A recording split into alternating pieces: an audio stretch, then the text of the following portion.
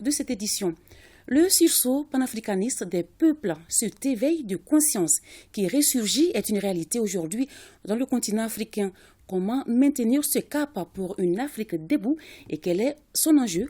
Les éléments de réponse dans ce dossier signé Tamsir Diabaté et Astan Satourou Diabaté.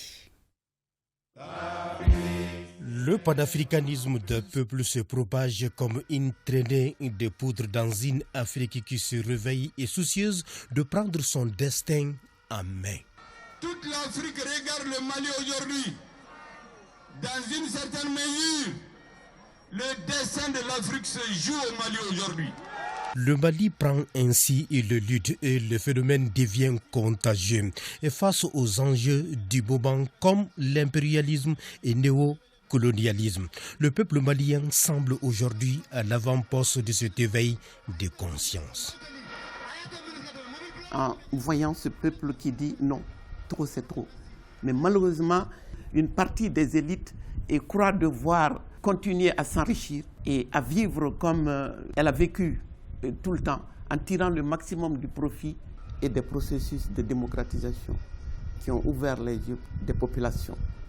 La figure du président de la transition, Assimi Goïta, donc apparaît aujourd'hui comme l'homme qu'il faut, la place qu'il faut dans un contexte comme celui-ci pour revendiquer la souveraineté pour l'Afrique. Les masses sont arrivées à un certain niveau où elles ont su qu'elles peuvent s'assumer elles-mêmes. Elles revendiquent la rupture, elles revendiquent une nouvelle façon de faire. Le message a été compris. Il est temps que nous-mêmes fassions les éléments qui nous concernent, les actions qui nous concernent et qu'on ne laisse pas les autres le faire.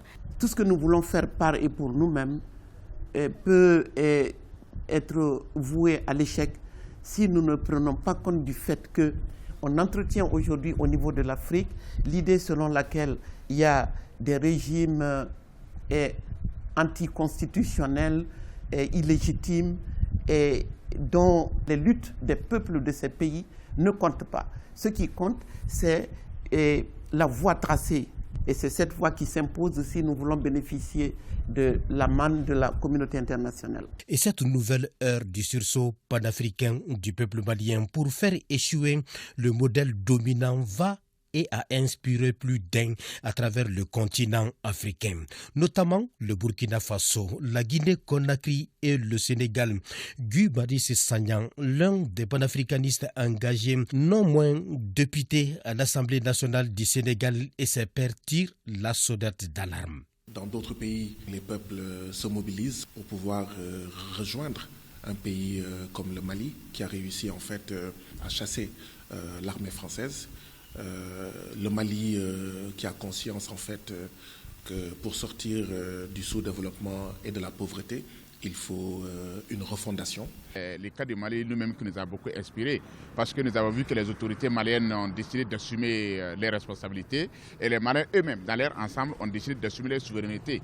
Et ça a été un très bel exemple. Le cas du Mali est l'un des cas qui a rendu la situation plus visible, qui a rendu le combat plus clair, qui a aussi éveillé certaines personnes qui n'en savent rien et qui n'étaient pas préoccupées par cette situation. Justement, si le cas du Mali appelle aux autres, il y va de soi pour réfléchir ensemble pour maintenir ce cap.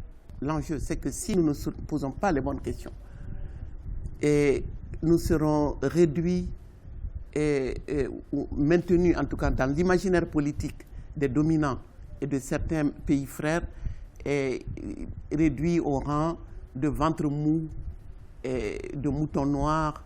C'est dommage de voir que même dans nos écoles actuellement, c'est le colon, ou du moins les bourreaux d'ailleurs, depuis avant, qui sont ceux qui nous enseignent ce qu'on enseigne. C'est-à-dire nos enfants apprennent depuis bas âge ce que le bourreau a décidé qu'ils devraient apprendre. Donc au final, on a la partie de l'histoire du chasseur. Donc le lion sera toujours vaincu.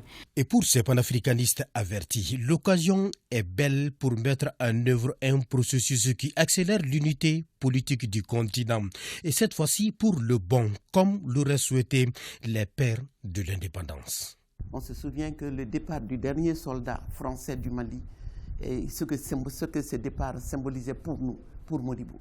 Donc cette question centrale qui a été l'une des dimensions de la lutte des Maliens du Mali. Nous avons besoin d'alternatives Et pour aller vers ces alternatives-là, nous avons besoin de refondation. Nous avons besoin de sortir de l'occupation monétaire que constitue le franc CFA. Le franc CFA est apparu tout de suite comme une entrave majeure et à la libération du continent et à sa construction dans le sens de nos intérêts. Voilà pourquoi les peuples sont en train de prendre conscience et même d'être même contre la démocratie occidentale qui nous a été imposée, pour donc pousser les dirigeants africains à réfléchir d'eux-mêmes pour trouver de nouveaux systèmes de gouvernance qui soient en adéquation avec donc les valeurs endogènes donc de l'Afrique. La dynamique enclenchée par le peuple malien et son armée suscite une mobilisation tous azimuts comme celle des mouvements fédéralistes.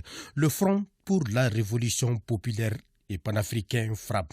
Le Front social Un autre Mali est possible. Avec à sa tête Aminata Dramane Traoré, le Rassemblement pour la souveraineté de l'Afrique et Farafina Fanga.